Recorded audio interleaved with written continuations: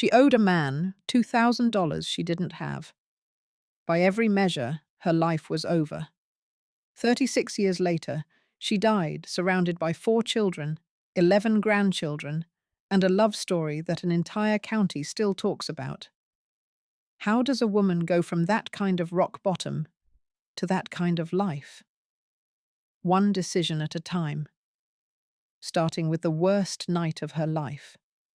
This channel exists for the storytellers and the dreamers, those who believe in frontier courage, in love that lasts through drought and heartbreak, in mothers who build empires from nothing, and in the deep human truth that kindness is never wasted. The lesson? Your lowest moment is not your last chapter. It might just be your first. Subscribe, so you're here for every story. Share this one with someone who's going through a hard season. And like this video if you believe the best stories are the ones where hope wins. The saloon doors flew open with a bang, making every fella at the card table jump. But Zelda Calloway, she did not even flinch. She just stared at the 5 cards in her hand, the cards that would decide her entire future. The year was 1878. San Antonio was a town that could chew you up and spit you out. And tonight, it was Zelda's turn to be tested.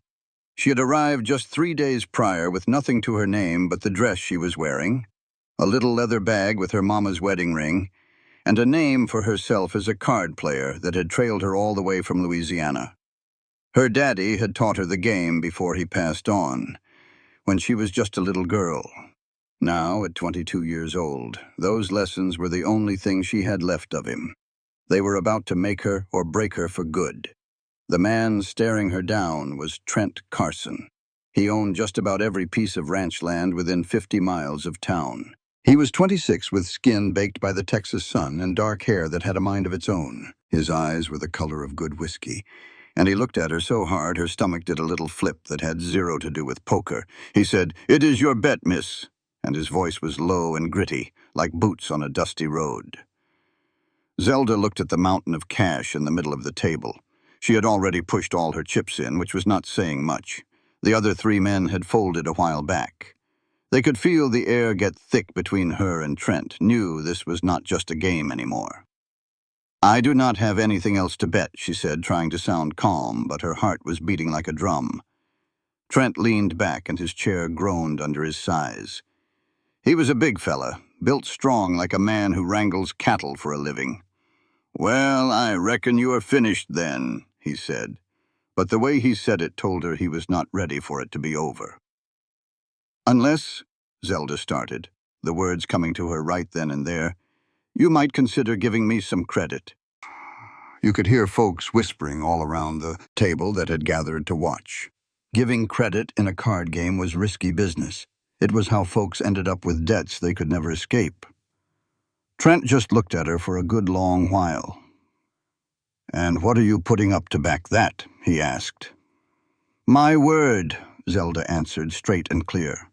"If I lose this hand, I will work for you to pay what I owe. 1 month of my time for every $100. Somebody in the crowd let out a low whistle. With all the money on that table, she was talking about years of her life. But Zelda felt sure about her cards. Even more, she felt sure Trent was bluffing. She had been studying him all night, picking up on his little habits.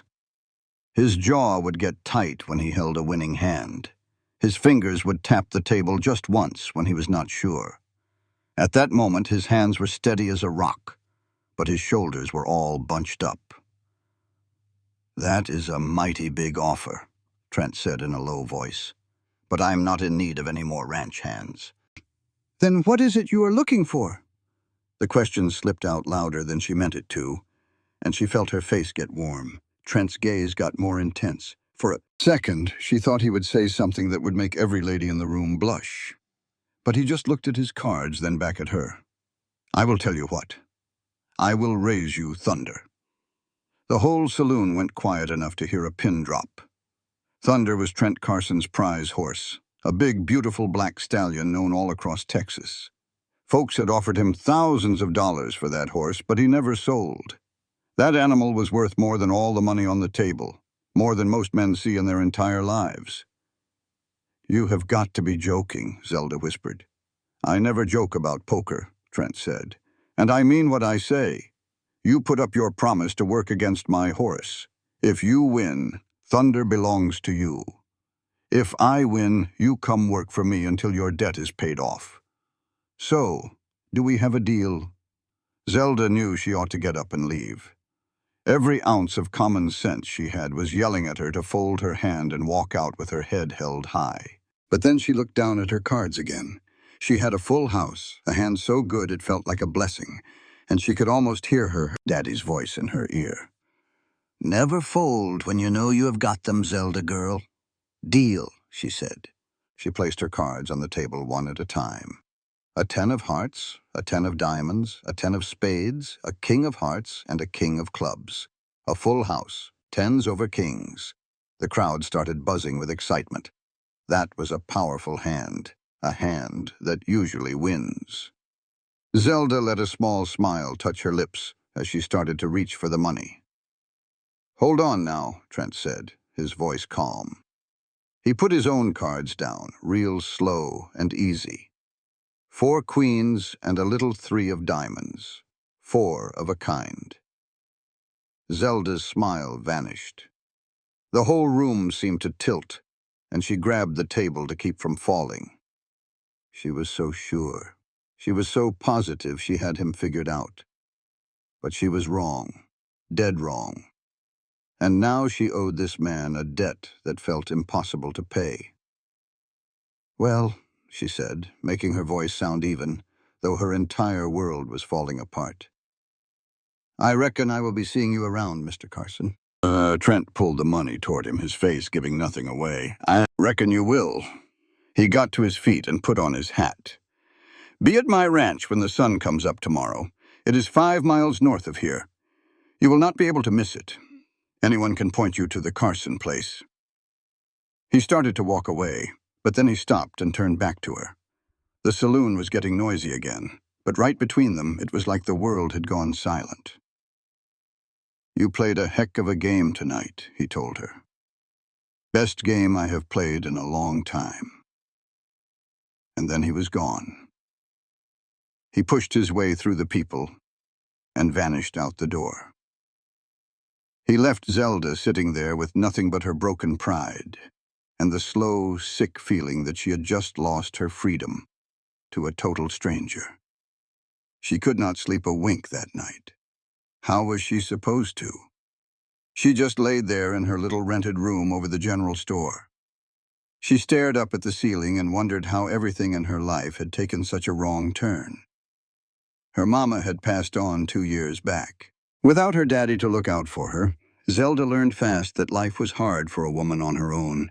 She had drifted from one place to the next, using her card playing to make just enough to get by and to stay just ahead of any trouble.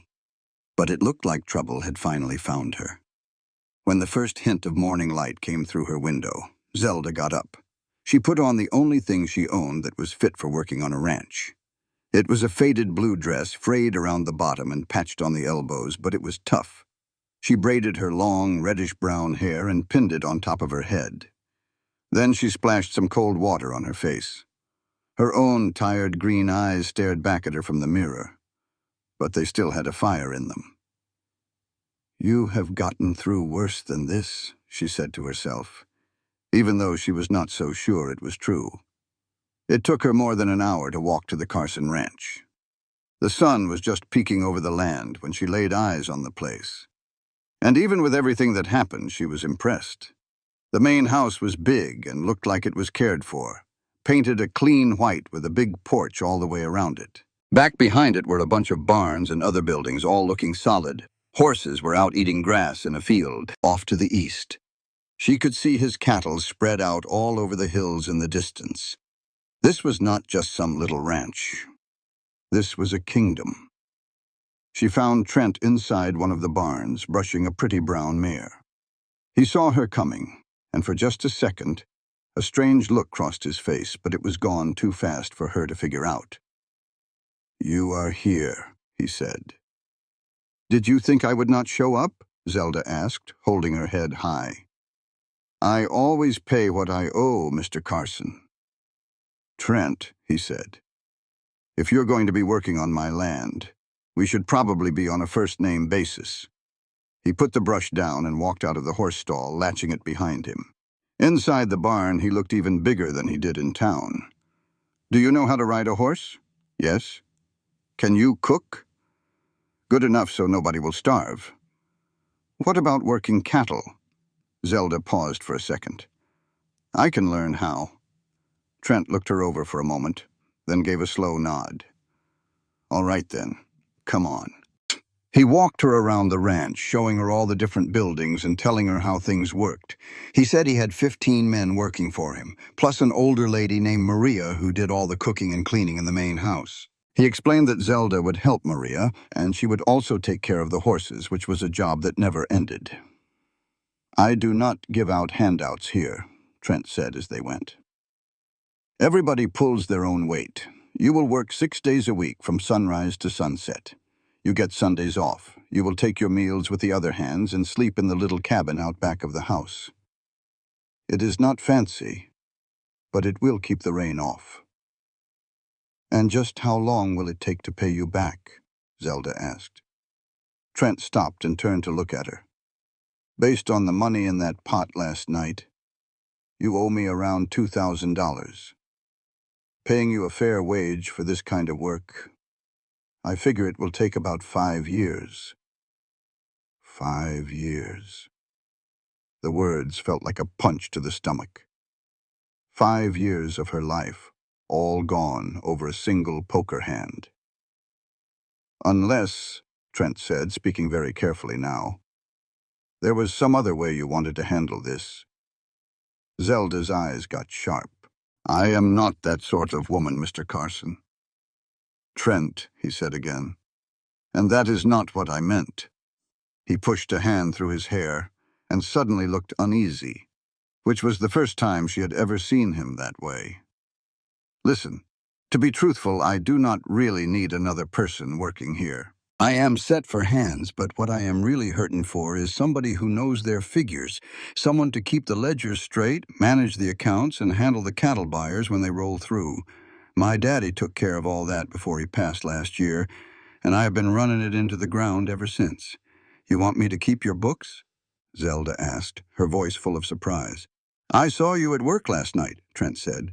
The way you were counting cards, figuring the odds, managing your money, even when you were down to your last chip. A mind that sharp is hard to find. So yes, if you can do that, if you can take this ranch's finances from a tangled mess to something that makes sense, then we could call that debt paid inside a year, maybe sooner. It was an unbelievable offer, much better than she had any cause to hope for. Zelda scanned his face, looking for a hidden catch, some kind of trick. But all she saw was honesty. Why, she asked him. Why are you doing something so kind for me? Trent's jaw set hard, a tell she had picked up on the night before. Because I saw something in you yesterday, even before the game started. You strolled into that saloon like you held the deed, even though your dress was mended and your boots had more holes than leather. You took a seat at a table of men who wanted nothing more than for you to leave, and you played with more sand than all of them put together. He stopped, looking off into the distance. Reminded me of someone. Who? My sister, Trent said, his voice low. Her name was Calera. Lost her 3 years back. She had that same spark in her, that same refusal to let anybody tell her what she could or couldn't be. He cleared his throat, plainly fighting the emotion in his words. Anyway, that is the reason why. So, do you want the job or not? Yes, Zelda said, with no hesitation at all. Yes, I will take it. Good. Maria will get you to your cabin and see you're settled in. We can start wrangling those books first thing in the morning. He started to walk away, but then paused. And Zelda, welcome to the Carson Ranch. The cabin was not much, but it was clean and sturdy, with a cot, a small table with a chair, and a little stove for cooking. Somebody had left a fresh set of linens on the bed and a pitcher of water on the table. Zelda dropped her bag and sank onto the cot, trying to get her head around all that had happened in the past 12 hours. She had gambled away everything she owned. She was now in debt to a complete stranger, and yet somehow she had been handed a chance at a better life than she had known in years. The next morning, Trent was there on the porch of the big house, holding a stack of ledgers that looked like they had survived a stampede. Papers were sticking out from between the pages, notes were scrawled all over the edges, and the numbers were so jumbled up that Zelda's head started to ache just looking at them. "This is the mess?" she asked. "This is it," Trent admitted, looking a little shamefaced. "I know my way around cattle and horses, but these here numbers have always been a mystery to me." Zelda pushed up her sleeves. "All right, then, let us see what kind of damage we are looking at." They got to work, spending the whole morning with Trent explaining all the deals and expenses while Zelda started sorting through the disaster, trying to make it into something that made a lick of sense. It did not take her long to figure out that the ranch was actually making more money than Trent knew. He was letting his cattle go for too cheap and getting overcharged for supplies because he did not have a feel for negotiating or tracking market prices. "You are being taken for a ride," she told him plainly around midday, tapping on a stack of bills from a supplier down in San Antonio. "This fella is charging you at least 30% more than the going rate." Trent leaned in over her shoulder, getting so close she could smell the leather and sage on him, and something that was just him. Her heart gave a little traitorous jump. "How can you tell?" he asked. "My father was a shopkeeper before he passed," Zelda said, trying to keep her mind on the figures and not on how close Trent was standing. "I grew up with ledgers and haggling over prices. This supplier is taking advantage of you simply because he can. Can you fix it? I can do you one better. I can track down better suppliers and draw up contracts that will save you thousands of dollars." She turned to look up at him and realized his face was just inches away. Their gazes locked, and for a long moment the world just seemed to stop. Then Trent cleared his throat and took a step back. "That would be mighty fine. Real fine." The days soon fell into a rhythm that Zelda found she liked a whole lot. She would spend her mornings wrestling with the ranch's finances, slowly turning that complete mess into neat, proper records. In the afternoons, she would learn the other parts of ranch work. Maria taught her how to cook real meals for the hands. An old-timer named Pete, one of the ranch hands, showed her how to rope a calf and use a branding iron. And Trent himself taught her to ride a horse better than she ever thought she could, beginning with calm mares and working her up to horses with a bit more fire. "You have got a natural seat on a horse," he told her one afternoon while she was guiding a feisty bay through its paces in the corral. "Most folks get all stiff when a horse gets a little wild, but you just stay loose. The horse feels that." "My father always said fear is catching," Zelda answered, bringing the horse to a perfect halt. "But then, so is confidence." "Sounds like a smart man, your father." Zelda slid down from the saddle and gave the bay's neck a good pat. "He died when I was 19, during a robbery at his shop." "I'm sorry to hear that," Trent said, and the pure honesty in his voice brought a lump to her throat. "It was a long time ago." She passed him the reins. "You said your father passed, but what about your mother?" A shadow passed over Trent's face.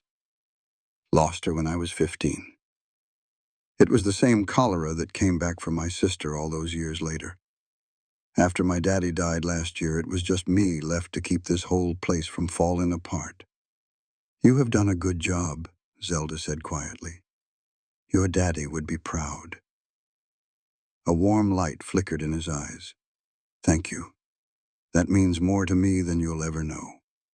As the weeks rolled into months, Zelda found herself settling into the rhythm of the ranch like she had been born to it. The labor was hard, but it was good, honest work. And for the first time since her father had been killed, she felt like she was truly home. The hands came to accept her once they saw she was not afraid to get her hands dirty. Maria took her under her wing like a mother hen, sharing family recipes and telling stories about Trent's boyhood that made him turn red when Zelda mentioned them later on. And Trent, well, he had become something more, something she could not rightly put a name to. They were partners every day, and the cautiousness between them at the start had softened into a comfortable friendship. He could make her laugh with his dry wit about the cattle buyers who tried to pull a fast one on him. She made him chuckle reading aloud the craziest things he had written in his old ledgers. They would argue over everything from the right way to break a horse to whether biscuits taste better with butter or honey. And those arguments never had any heat to them, just a friendly fire. But there were different moments, too. The quiet ones that made her heart thump in her chest and steal the air from her lungs. The way his hand would graze hers when he handed her a cup of coffee. The way he would look at her sometimes when he figured she was not looking, with a soft, almost wondering look on his face. The little flip her stomach did every time he smiled at her. A real smile. Not the polite one he used for strangers, but the genuine one that reached his eyes and made them crinkle at the corners. Lord help her, she was falling for him. Zelda knew it for sure one evening as she watched the sunset from the porch of her cabin, falling hard and fast. And against all the advice from the sensible part of her brain which kept saying that she worked for him, that she still owed him, and that any feelings between them were a tangled mess. But her heart, well, it did not give a damn about complications. It was a Saturday night in late September, about 4 months since she first set foot on the ranch, when the whole world tilted on its axis. Trent had gone into town that morning to talk with a man about buying cattle, and he came back just as the sun was dipping low with a storm cloud on his face. "What happened?" Zelda asked, finding him in the stable as he was pulling the saddle off his horse. "The buyer pulled out," Trent said, his voice tight and rough. "Said he got a better price on cattle over in New Mexico. I was counting on that sale, Zelda. Without it, we are going to be in a real bind to pay the hands next month." Zelda's mind started turning like a mill wheel. She'd been handling the ranch's money for months now, and she knew where every single dollar came from and where it went. What if we sold a few of the horses instead? The 3-year-olds are broke enough to fetch a good price, and you've got a buyer in Dallas who's been chomping at the bit to buy from you for months. "Those horses ain't ready," Trent said, shaking his head. "They need another month of training at least." "Then we'll work 'em harder," Zelda said with a firm voice. "I'll help. We can have them ready in 3 weeks if we do it together." Trent just looked at her for a long second, and something in his face changed. "You don't have to go doing this. The books are your job, not breaking horses. I'm part of this ranch now," Zelda said. "Your troubles are my troubles." Zelda. The way he said her name sent a shiver right through her. He took a step closer, and that big stable suddenly felt mighty small. "Do you know what I think about when I ought to be focusing on my work?" Her mouth went bone dry. "What?" "You," he said, plain and simple. "I think about the way you laugh at my sorry excuses for jokes, the way you chew on your lip when you're deep in those ledgers, the way you look in the morning with your hair all down before you pin it up." He reached out real slow, giving her plenty of time to back away, and tucked a loose piece of hair behind her ear. "I think about what it might be like to kiss you, Trent," Zelda whispered. But she couldn't tell if she was saying no or asking him to. "Tell me to stop," he said, his voice gone all rough. "Tell me this is a fool idea, that I'm your boss and you owe me a debt, and this is wrong every which way you look at it." "It is a terrible idea," Zelda agreed. "Completely improper. So I should stop." "I didn't say that." He kissed her then, soft and careful at first, like he was expecting her to shove him away. But Zelda had no plans of pushing him anywhere. She'd been waiting for this, wanting this for longer than she'd ever admit. She kissed him right back with all the feelings she'd kept bottled up for the past 4 months, her hands bunching up his shirt, his arms wrapping round her waist to pull her in closer. When they finally came apart, both of them breathing hard, Trent rested his forehead against hers. "That was even better than I dreamed it'd be," he said. "You dreamed about it?" Zelda asked. And she couldn't keep the smile out of her voice. "About 1,000 times." He pulled back to look at her, his face turned serious. "I know this whole situation between us is complicated. I know you're here on account of a debt, and that makes things between us unequal. But Zelda, I care about you. Not as an employee, not as someone who works for me, but as a woman I'm fallen in love with. And if you don't feel the same, if you want me to back on off and keep things professional, I will. I swear I will. But I had to tell you. I had to let you know. Love." He said the word love. Zelda's heart felt like it was going to beat right out of her chest. "You're right that things are complicated," she said slowly. "But I'd be a liar if I said I didn't feel the same way. I've been trying not to, trying to tell myself it was just gratitude or us being around each other all the time or anything but what it really is. But Trent, I think I'm falling in love with you too." The smile that broke across his face was like the sun peeking out from behind a storm cloud. He kissed her again, deeper this time, and Zelda just melted right into him, into the solid warmth of his body and the kindness in his touch. "Your debt," he said when they finally came up for air. "Consider it paid. As of this moment, you don't owe me a single thing." "What?" "No." Zelda shook her head real firm. "I won't have you just wiping out my debt because we're getting personal. That ain't right. Zelda, in the last 4 months, you've saved me 10 times what you owed me. The contracts you worked out, the waste you cut, the order you brought to the finances. This ranch is making more money now than it has in 5 years. You've more than earned your freedom." "Then pay me a fair wage," Zelda insisted. "Pay me what a bookkeeper is worth, and let me work off what I owe, proper-like. I want us to be equals in this, Trent. I need to know that whatever happens between us is happening because we both want it to, not because of some obligation or debt." He studied her face, and she could see the respect for her growing in his eyes. "All right," he agreed. "We'll do it your way. A fair wage and a proper accounting of the debt. But Zelda, I want you to know you're free to leave any time you please. If you ever want to go, I won't stand in your way." "What if I don't want to go?" she asked, her voice soft. "What if I want to stay?" "Not on account of the debt, but because I'm happy right here. Then I'd say I'm the luckiest man in all of Texas." They trained those horses together for the next 3 weeks, working from sunup till long after sundown. It was hard, dirty, and sometimes dangerous work, but Zelda cherished every single minute of it. She loved watching Trent with the animals, his patience and skill showing in his every move. She loved how he taught her, never talking down to her or getting impatient, always encouraging her. And she loved how they moved around each other, knowing what the other needed, working like a single, seamless team. The horses sold for even more than they dared to hope, enough to not only make payroll, but also to put money into new breeding stock that would make the ranch's herd better for years to come. The fellow from Dallas was so impressed with the quality of the animals that he put in an advance order for 6 more horses to be delivered next spring. "We did it," Trent said as they watched the buyer's crew load the last horse onto the wagon. He grabbed Zelda round the waist and spun her in a happy circle, both of them laughing out loud. "You brilliant, wonderful woman. We flat out did it." When he set her back on her feet, they were both grinning like fools, and Zelda didn't care one bit who was watching when she pulled his head down for a kiss.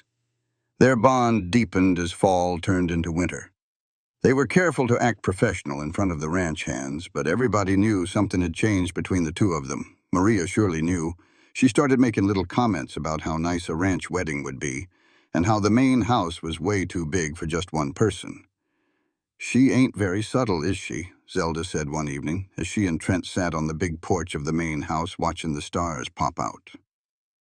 "About as subtle as a cattle stampede," Trent agreed. He had his arm around her shoulders, and she was snuggled into his side, a blanket wrapped around them both to keep out the December chill. "Do her comments bother you?" "I mean, no," Zelda said, honest as could be. "Should they? I don't know. Some women might think it's too fast, too forward." Zelda tilted her head to look up at him. "And what about you? What do you think?" Trent was quiet for a second, his hand just kinda rubbing her arm. "I think I knew that night we played poker that you were going to turn my whole life upside down. I think I've been looking for you my entire life without even knowing it. And I think that when you know something is right, how fast it happens don't matter a bit." "So what are you saying?" Zelda asked, her heart starting to hammer in her chest. "I'm saying that I love you," Trent said, turning to face her all the way. "I'm saying I want to wake up next to you every single morning and fall asleep beside you every night. I'm saying I want to build a life with you, raise a family with you, grow old with you." He took her hand in his. "I'm saying that I don't have a ring yet, and this is likely the least romantic proposal in the history of the world, but Zelda Calloway, will you marry me?" Tears were just streaming down Zelda's face, but she was smiling so big her cheeks started to hurt. "Yes," she said. "Yes, absolutely, yes." He kissed her then, a kiss that was deep and sweet and full of promise. And Zelda knew with complete certainty that this was exactly where she was supposed to be. They got married on a crisp January morning in 1879 in the little church down in San Antonio with Maria and Pete and all the ranch hands there to see it. Zelda wore a cream-colored dress that Maria had helped her make, with pretty lace at the collar and the cuffs. Trent wore his best suit. His hair actually wrangled for once, and he looked so handsome that Zelda's breath caught in her throat when she first saw him standing at the altar. The ceremony itself was simple but full of heart. When the preacher declared them husband and wife, and Trent kissed her in front of God and everybody, Zelda felt like the luckiest woman on earth. The party afterward was back at the ranch with enough food and music and dancing to go on well into the night. At one point, Trent pulled Zelda away from all the fun, leading her out toward the stables. "Where are we going?" she asked, laughing as he tugged her along. "I've got something for you," he said, "a wedding gift." He swung open the stable door and led her to a stall way at the far end. Inside stood the most beautiful horse Zelda had ever laid eyes on, a black stallion with a white star right on his forehead, powerful and grand and somehow familiar. "Trent," she breathed out. "Is this Thunder?" He nodded. "You won him fair and square that night in the saloon, even though I won the hand. You risked everything you had on that game, and I've always felt like I took something from you that you'd rightfully earned. So he's yours now, truly yours." Zelda just stared at the horse, then back at her new husband, completely overcome by what he was doing. Thunder was worth a small fortune, but he was more than that. He was a symbol of everything Trent held dear, and he was given the horse to her. "I can't take this," she said. "He means too much to you." "You mean more," Trent said, simple as that. He put his arms around her from behind, resting his chin on her shoulder. "Besides, I was thinking about what you said that night, about winning more than just the horse. And you did, Zelda. You won so much more." "What did I win?" she asked, though she had a feeling she already knew the answer. "Me," he said. "You won my respect and my heart. Won my respect, and then you went and took my heart. You were looking for a home, a family, and a life. Well, you won every last thing I had to give." He gently turned her in his arms so they were face to face. "Just like I won the whole world the day you said you would marry me." She gave him a kiss right there in the stable, with Thunder looking on, and it felt like a solemn vow. It was a promise of all the days yet to come, all the journeys they would take, and all the love they were fixing to build side by side. Their first year as husband and wife was a mix of pure joy and tough lessons. Zelda poured herself into managing the business side of the ranch with a newfound fire. Under her watch, the Carson Ranch grew to be one of the most prosperous outfits in the whole territory. She locked in contracts that made other ranchers green with envy and caught more than a few crooked suppliers trying to pad their bills. Trent took to calling her his secret weapon, and from the look in his eyes, she knew he was only half joking, but they also got to know the tougher side of being partners. They had their first real row that March, arguing over whether to sink a pile of money into high-dollar breeding stock or to put it aside as a safety net for lean times. Zelda wanted to play it safe. Trent wanted to roll the dice. They went back and forth for 2 solid days, both of them stubborn as mules and certain they were right.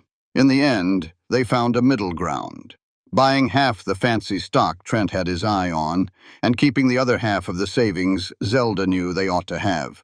It was a fine lesson in what being married is all about, Zelda thought to herself later on. Neither one of them got their way completely, but both of them felt listened to and valued. That breeding stock sure enough turned out to be a smart move. By the next spring, they had a handful of foals that showed incredible promise. Cattle buyers were making offers on them before they were even weaned, just based on their bloodlines.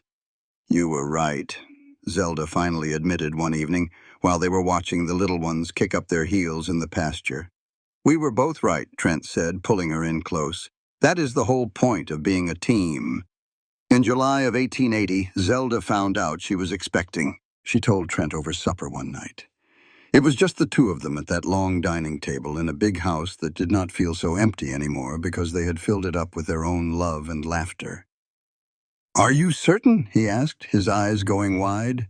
As certain as a person can be without a doctor telling me so, Zelda replied, watching his expression like a hawk. They had spoken about having children, but talking about it and having it be real were two different things entirely. Are you happy about it? Happy? Trent shot up from his chair so fast it clattered to the floor behind him. He came around the table and swept her right up into his arms. Zelda, I am happier than a blue jay with a French fry. I am way beyond happy. I am going to be a daddy. He eased back to look at her, his hands resting gently on her shoulders. You are going to be a mama. We are going to be parents. We are, Zelda whispered, and all at once it felt completely real, a little bit scary, and altogether perfect. That pregnancy was not a walk in the park. For the first 3 months, Zelda was sick as a dog and could hardly keep a bite of food down. Trent worried over her day and night, bringing her saltine crackers and ginger tea, and rubbing her back when the sickness got real bad. Maria moved into a guest room just so she could be there to help look after Zelda.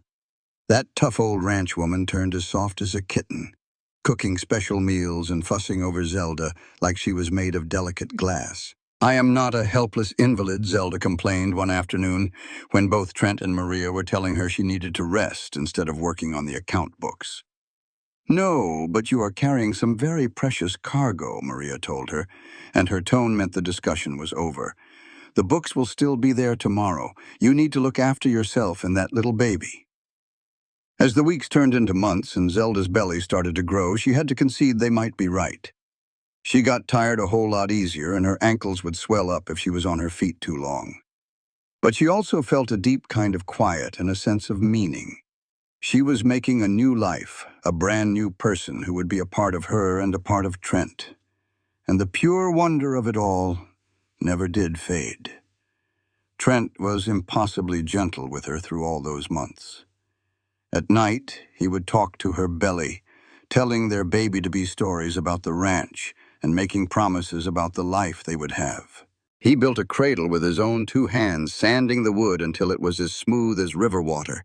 And he never complained, not even once, when she woke him up in the middle of the night needing pickles, or because she could not get comfortable, or just because she wanted him to hold her. I love you, she told him one night in February of 1881, as they were lying in bed with his hand resting on her very pregnant belly. I love you so much it downright spooks me sometimes. I know that feeling all too well, Trent said in a low voice. Sometimes I just look at you, and I cannot hardly believe this is my life, that you are my wife, and that we are about to have a baby. It just feels too good to be true. It is true, Zelda reassured him. This is our life. We earned it. Their son came into the world on a warm evening in March, showing up in a hurry after many long, hard hours of labor. Trent stayed right there with Zelda the entire time, even though the midwife kept insisting that men ought to wait in another room.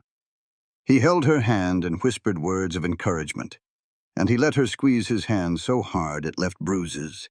When the baby finally made his appearance, screaming and red-faced and just perfect, the midwife got him cleaned up and laid him in Zelda's arms. She looked down at her son, at his itty-bitty fingers and that mess of dark hair so much like Trent's, and she felt her heart swell up in a way she never knew it could.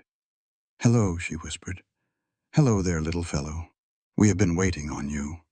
She realized then that Trent was crying, with tears just streaming down his cheeks as he looked at their boy. "He is perfect," he said, his voice thick with emotion. "Zelda. He is absolutely perfect." They named him Thomas after Trent's father and gave him the middle name of James after Zelda's father. Thomas James Carson, and he was without a doubt the most loved baby in the whole state of Texas. Those first few months of being parents were downright exhausting. Thomas was a fussy little thing who did not care much for sleeping, and seemed to want to be held every minute of the day and night.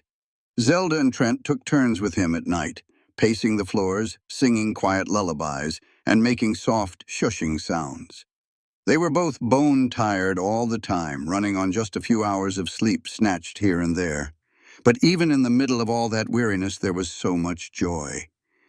The first time Thomas truly smiled at Zelda, she just burst into tears. The first time he reached out for Trent, wrapping his tiny fist around his daddy's finger, Trent looked at Zelda with so much awe that she fell in love with him all over again.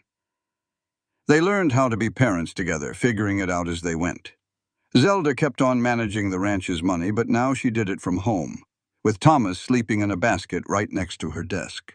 Trent started cutting back on some of his longer trips, not wanting to be gone from his family for too long.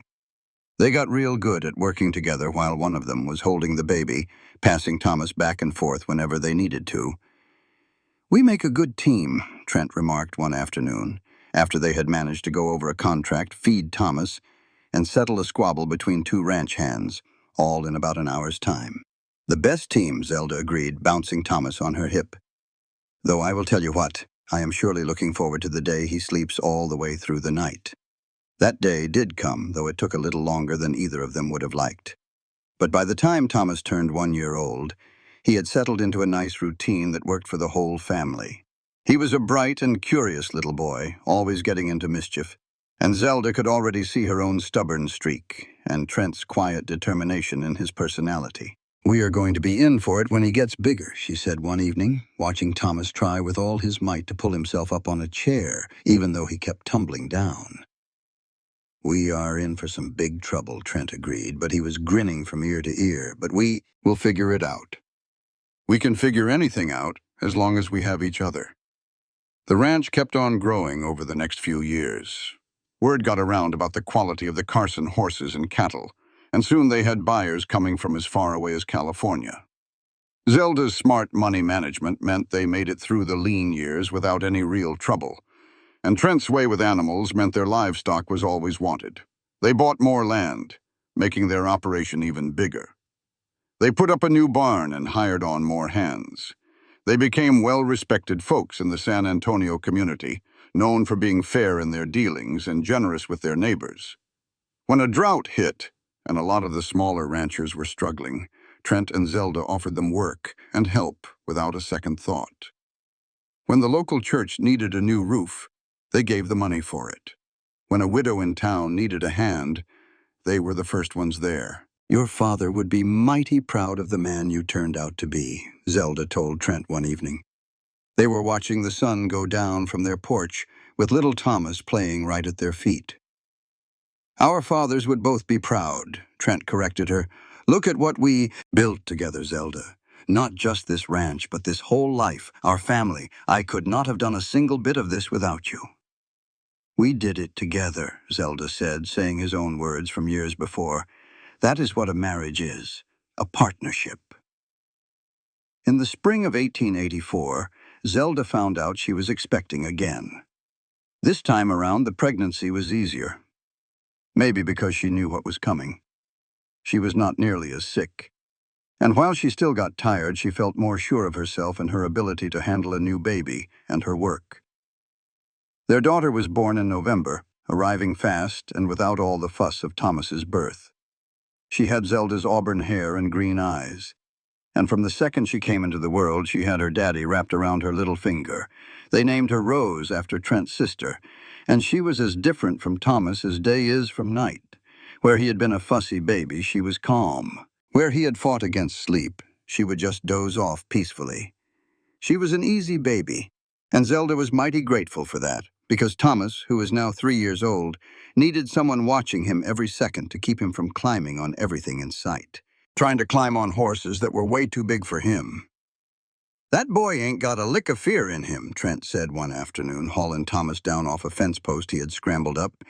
"He gets that from your side of the family," Zelda teased. "I do recall a story about a certain somebody trying to break a wild Mustang when he was 7 years old."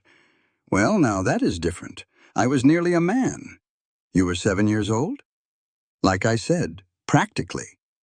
Zelda just laughed and bounced little Rose in her arms, watching her husband playfully tussle with their son. This was her life now, and it was a whole world away from that desperate night in the saloon when she had risked it all on a poker hand. She thought back then she was just gambling for coins to survive, but it turned out she had really been playing for this, for everything she had ever truly wanted without even knowing it. That evening, long after the children were asleep, Trent found Zelda in the office going over the quarter's numbers. He propped himself against the door frame, just watching her with that soft look he got sometimes when he thought she was not paying attention. "What?" she asked, glancing up from the ledger. "I was just thinking about the night we met," Trent said, moving across the room to sit on the corner of her desk. "How you strode into that saloon and turned my whole world upside down." "I walked in there and lost every last thing I had," Zelda corrected him gently. "Did you now?" Trent reached over, taking her hand in his. "'Cause from where I'm sitting, it looks like you won it all. A home, a family, a partner in this life, love." Zelda put her pen down and rose, stepping to stand right between his knees. "Do you recall what you told me that night right after I showed my hand?" "I said a whole lot of things that night. You said I won more than just the horse." Zelda wrapped her arms around his neck. "And you were right. I won so much more than that. I won you. I won this life. I won all the dreams I never even dared to dream because I figured they were impossible." "Not impossible," Trent said, pulling her in close. "They were just waiting for the right time, the right hand to be dealt." "The right bet to make," Zelda agreed. He kissed her after that, a slow and sweet kiss that still made her heart flutter after all their years together. When they finally parted, he rested his forehead on hers. "Thank you," he said, his voice low. "For what?" "For taking that gamble that night. For coming out to the ranch. For not leaving. For building all of this with me. For giving me Thomas and Rose and everything in between. For just being you." He leaned back a little to look her in the eye. "I know this all started out as a debt, Zelda. But you've given me more than I could ever hope to pay back." "Then I reckon we're even," Zelda said, her eyes glistening with unshed tears. "Because you gave me the very same thing." The years rolled on by, full of hard work and a whole lot of love. Thomas grew into a sure-footed young man who by the time he was 7 could ride nearly as well as his pa. He had Trent's natural touch with horses and Zelda's knack for figures. Rose was the quieter one, but she had a will of iron, and she took to drawing early on, spending hours sketching the ranch animals in the wide-open country. In 1887, Zelda brought twins into the world, 2 boys they named Matthew and Mark. That pregnancy had been a rough road, and the birth itself was a close call for a spell. It was scary enough that Trent wore a path in the hallway floor, pacing back and forth until the doctor finally came out to tell him that Zelda and both his boys were going to be just fine. 4 children, Trent said later that night, just staring at the 2 tiny bundles sleeping in their bassinets, while Zelda rested up in bed. "We've got 4 children, Zelda." "I know, honey, I was there for it," she said, plainly worn out but with a smile on her face. "You feeling overwhelmed?" "Plumb terrified," he confessed. "But I've also never been happier in my entire life." Those twin boys were a handful, just like twins tend to be. They were full of mischief and always looking for an adventure, getting into anything that was not nailed down. They started walking before anyone expected and right away used their new feet to get out of any pen they were put in. By the time they turned 2, Zelda swore they had aged her 10 years. But goodness, they brought so much joy to the family, too. Thomas and Rose just adored their little brothers, and all the ranch hands would chip in to keep an eye on the boys when their taste for trouble got too big. It takes a village, Zelda often thought, and she was mighty thankful they had built a good one.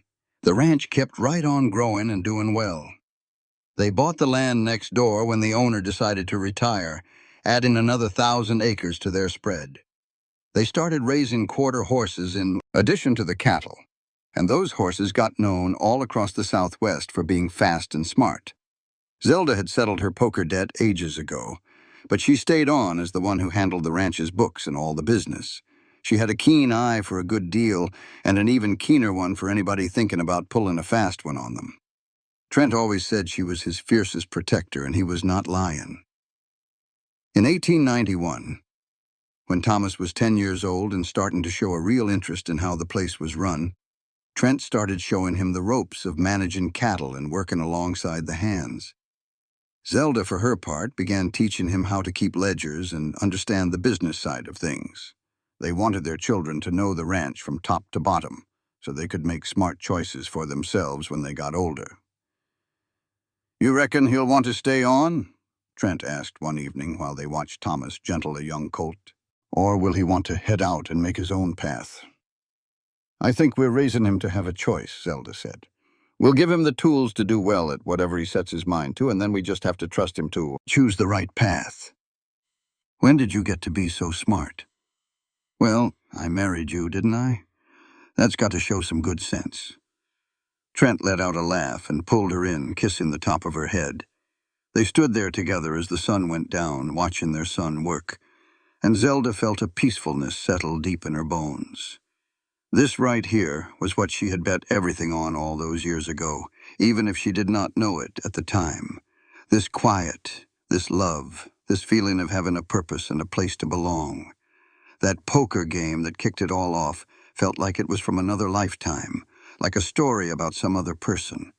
The scared, desperate young woman who wandered into a saloon with nothing but the clothes on her back felt like a complete stranger. Zelda had made herself into someone tougher, someone surer, someone who knew what she was worth. But she never forgot where she started or the lessons she picked up along the way. She taught her children how to play cards, how to figure the odds, and how to read a person's character.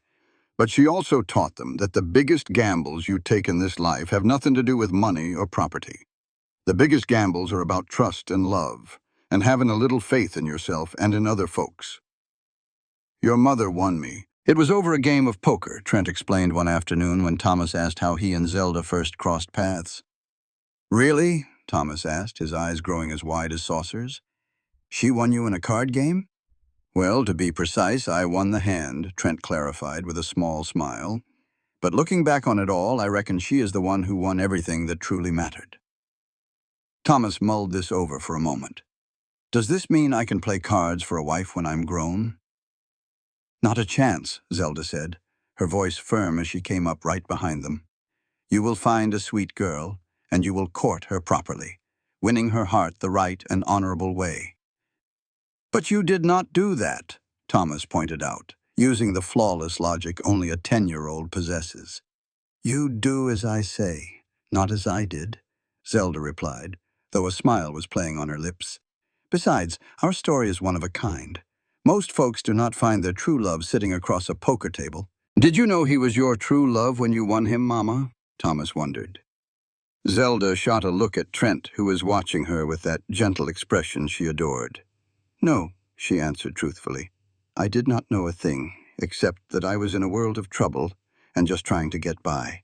But sometimes the things we need the most have a way of finding us when we are not even looking." "That sounds confusing," Thomas said. "Love usually is confusing," Trent told his son, "but it is always worth the trouble." Back in 1895, when Rose turned 11, she declared she was moving to San Antonio for school to study art. That was a tough pill for Zelda and Trent to swallow. They had always homeschooled the children, with Zelda teaching reading and numbers, while Trent took care of history and science. The ranch was the only world their children had ever known. But Rose had a gift, a true God-given talent, and she deserved every opportunity to let it grow. "We had to let her go," Zelda would recall, even though the very idea of it shattered her heart. "We just had to give her wings and pray she would find her way back home to us." And Rose did go. She stayed with a good, respectable family in the city during the school months. But she came home every single weekend and for the whole summer. She blossomed in that new setting, and with real teaching, her artwork became something truly special. And she always came back every chance she got, because that ranch was her home, and her family would always be her heart. The twin boys grew into strong young men, both standing taller than their father by the time they turned 16. Matthew had his heart set on being a veterinarian, completely captivated by the science of caring for animals and making them well. Mark, on the other hand, wanted to be a cattleman just like his dad, and he already had a natural sense for working the land and the livestock. "We did all right," Trent said one evening in 1899, as they sat together on their porch watching the sun dip below the horizon. That had become their special time over the years, a quiet moment for just the two of them when the day was done. Thomas was 20 now, working on the ranch full-time and seeing a nice young lady from town. Rose, at 15, was excelling at her art.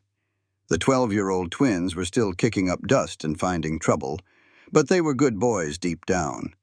We surely did, Zelda agreed, resting her head against her husband's shoulder. They were in their 40s now, not young anymore, but a long way from old.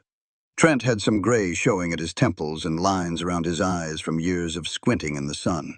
Zelda had streaks of silver in her auburn hair and hands that were calloused from years of hard work. But when their eyes met, they still saw the same two people from that night in the saloon when their whole world changed. "Do you ever have second thoughts?" Trent asked softly. "About the poker game, the way we got our start?" "Never," Zelda said without a moment's hesitation. "Not for one single second." "Do you?"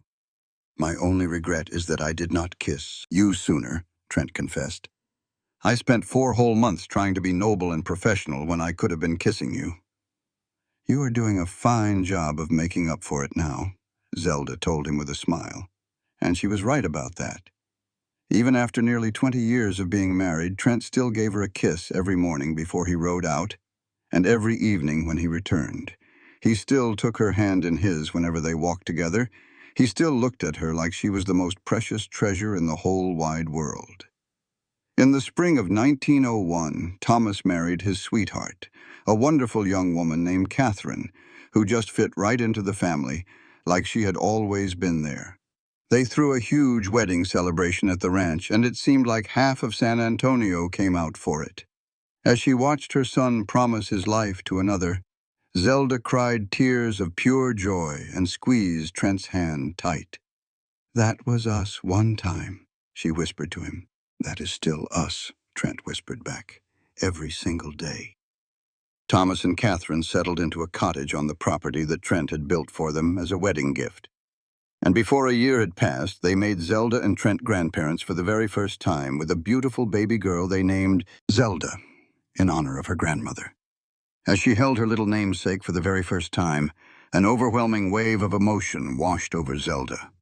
This tiny, perfect human was the direct result of a single choice she had made so many years before. If she had never set foot in that saloon, if she had never taken a seat at that poker table, if she had never taken that incredible risk, this child would never have been born. None of this beautiful life would exist. "What is on your mind?" Trent asked, seeing the look on her face as she rocked their granddaughter. "I am thinking about how life works," Zelda said. "About the way one decision can change the course of everything. How one single night can start a ripple that leads all the way to this moment." She looked up at him, her eyes shining. "I am just thinking about how grateful I am that I was brave enough to take that leap of faith." "I am grateful you were brave enough too," Trent said. "I wake up feeling grateful every single day." The years kept rolling on, each one bringing its own changes and growth. Rose came home from her schooling a brilliant artist and opened her own gallery in San Antonio, though she always kept her room at the ranch. Matthew headed back east for veterinary school, becoming the first Carson to ever attend a university. Mark stayed right there on the ranch, working side by side with his father and older brother to manage the growing operation. The twins ended up falling for a pair of sisters, which gave everyone a good laugh, and they had a double wedding that was the talk of the entire county. More grandchildren came along, filling the ranch house with the happy sounds of children's laughter once more. Zelda and Trent eased into their 50s and then their 60s. Their hair turned mostly gray, and their steps became a little slower, but the love between them was as strong and steady as ever. Together, they had built a true empire. But even more important than that, they had built a family. They had created a legacy that would continue on long after they were gone. For their 30th wedding anniversary, Trent took Zelda back to the very saloon where they had met. It had a new owner now, and was a bit cleaner and more respectable than it was back in 1878, but she could still recognize the place. "Why on earth are we here?" Zelda asked, completely puzzled. Trent led her over to the same table where they had played that fateful game. He pulled out a chair for her, and once she was seated, he sat down across from her and produced a fresh deck of cards. "One more hand," he said with a grin. "For old time's sake." "What are the stakes this time?" Zelda asked, playing along. "How about this?" Trent said, reaching into his coat pocket and pulling out a folded piece of paper. "It was the deed to the entire Carson ranch. I am betting the whole thing on a single hand of poker. Trent, you have lost your mind. Half of that ranch is already mine anyway." "I know," he said, "but I have always been a gambling man." He dealt the cards with a smooth, practiced motion. "So, are you in?" Zelda looked down at her cards, then she looked up at her husband. He was 62 years old now, with more salt than pepper in his hair, and deep lines around his eyes carved by years of sunshine and laughter. But those eyes were still the same warm, amber whiskey color. And the way he looked at her still made her feel like she was 22 again, about to make the biggest bet of her entire life. "I am in," she said. They played the hand out slowly, enjoying every moment. Zelda won the pot with three of a kind, which beat Trent's two pair. He tossed his cards down with a theatrical sigh. "I am a ruined man," he declared. "You have won it all." "I won everything 30 years ago," Zelda corrected him. She stood up, walked around the table, and settled right into his lap, not caring one bit what anyone might think. "I won it the night you looked at me from across this very table and did not see a desperate woman but a worthy adversary. I won it every single day after that, when you treated me like your equal. I won it the day you handed me your heart." Trent put his arms around her, pulling her in close. "Do you remember what I told you that night, after the game was over? You said a lot of things. I said you won more than that tonight." He leaned back so he could see her face. "I was not talking about the horse, Zelda. I was talking about myself. You won me that night, and I have been yours from that moment on." "I know," Zelda said, her voice a soft whisper.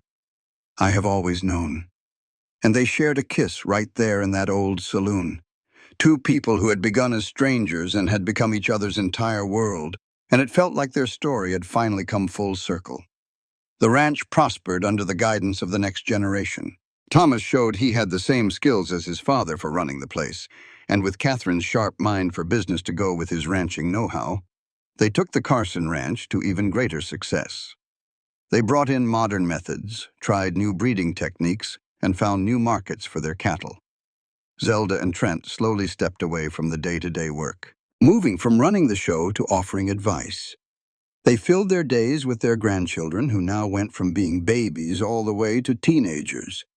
Zelda taught them how to play a smart game of poker, how to read people, and how to think ahead. Trent taught them how to ride a horse, how to respect the land and its creatures, and how to work hard and be fair. On warm summer evenings, the entire clan would gather on the big front porch of the main house. 3 generations breaking bread together, laughing and swapping stories.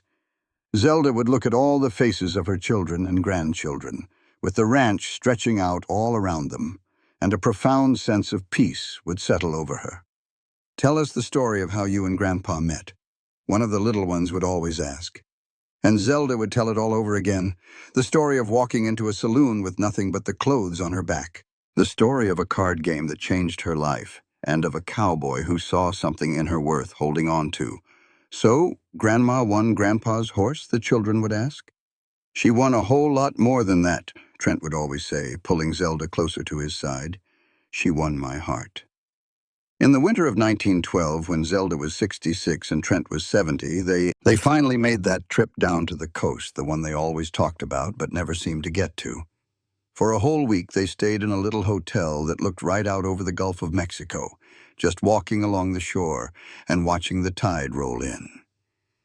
One evening, as the sun bled all orange and purple across the sky, Trent turned to her and asked, "Honey, do you remember what you said the day I asked you to marry me?"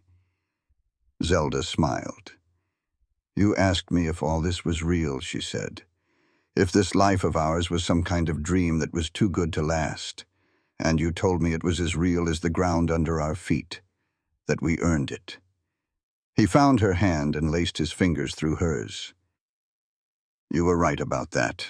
Every good day, every happy moment, we earned it all by choosing one another, by pulling together, and by never giving up on us. We sure did earn it, Zelda agreed. And Trent, I would live it all over again. Every tough day, every single challenge, every time I ever had a doubt, I would walk right through it again just to be here with you. Even that poker game, losing every last thing and owing a stranger? Especially that poker game, Zelda said, her voice full of conviction. Because that was the night it all started. That was the night I truly found you. They stayed down by the water for a few more days before heading back home to the ranch and their family. Life fell back into its familiar rhythm. The seasons changed, the grandkids got bigger, and the ranch grew right along with the times. Trent's health started to give out around 1915. It was not anything sudden, just the slow wearing down of a man who had worked hard for 73 years. He got tired quicker and moved a whole lot slower. But his mind was as sharp as ever, and his love for Zelda never faded one bit.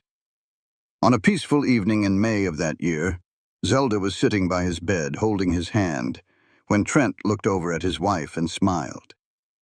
"Do you know what the best hand I ever played was?" he asked, his voice thin but steady. "What was it?" Zelda asked, though the tears were already making their way down her cheeks because she knew exactly why he was asking, and what was coming next. "The one where I lost it all to you," Trent said. "The one that brought you walking into my life. That was the best hand I ever played, even if I lost." "You did not lose," Zelda insisted, her grip tightening on his hand. "We both won." "We did," Trent whispered. "We won everything that matters." He lifted his free hand and gently cupped her cheek. "I love you, Zelda Carson. I have loved you since that very first night in the saloon, and I will love you long after this life is over." "I love you too," Zelda whispered back. "Always." Trent closed his eyes right then, and with his family all around him and Zelda holding his hand, he passed on peacefully. He was a man who had lived a good, full life and loved with his whole heart. The sorrow was a giant wave that threatened to pull her under. Zelda had lost the other half of her own soul, the partner who had made everything in her world possible. She grieved with all she had, held up by her children and grandchildren who kept her from breaking apart. But even inside all that heartache, she felt a deep sense of gratitude. She was thankful for 36 years of marriage, for 4 children and 11 grandchildren, and for a life they had built from scratch with love and hard work. She was thankful for every single morning they woke up next to each other, every evening they watched the sun go down, and every little moment they had shared. Zelda lived on for another 7 years after Trent passed, staying busy helping to run the ranch and spending her days with a family that just kept on growing. She taught her great-grandchildren how to play poker, passing down the very skills that had changed the course of her own life. She told them all stories about Trent, keeping his memory bright and clear for the younger ones who had not known him for very long. On warm evenings, she would sit out on the porch where she and Trent had spent so many hours, and she could almost feel him sitting right there beside her. In those quiet moments, it was easy to think back to that long-ago night in a dusty saloon, when a desperate young woman took the biggest gamble of her life and won everything she had never even known she wanted. In the spring of 1922, Zelda died in her sleep at the age of 76. Her children laid her to rest next to Trent in the family cemetery, up on a hill that overlooked the ranch they had built together. It felt like the whole county came out to pay their respects to a woman who had become a kind of legend, not just for her sharp business mind or her skill with a deck of cards, but for the powerful way she had loved and been loved in return. The Carson Ranch kept on thriving, passed down through the generations. Each one brought new ideas but held on to the strong values that Zelda and Trent had started it all with. The story of how they met turned into a family treasure, told and retold to every new child that came along. And in a special place of honor in the ranch house hanging on the wall, was a framed playing card, the Queen of Hearts. Underneath it was a small brass plaque that said, "In memory of the poker game that started it all, 1878. Because in the end, that is what it all came down to. One game of poker, one enormous risk.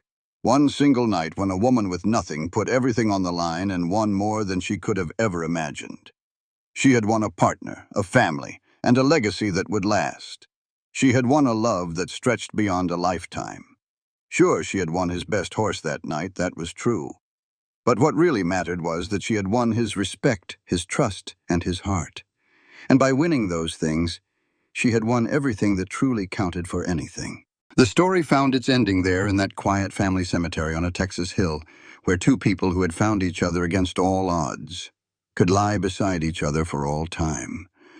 But the love they had built, the family they had raised, and the lessons they had taught lived on, generation after generation. It was proof that sometimes the biggest gambles you take are the ones that bring you the greatest rewards. This content was carefully researched, developed, and manually edited by our team to deliver meaningful stories with valuable life lessons.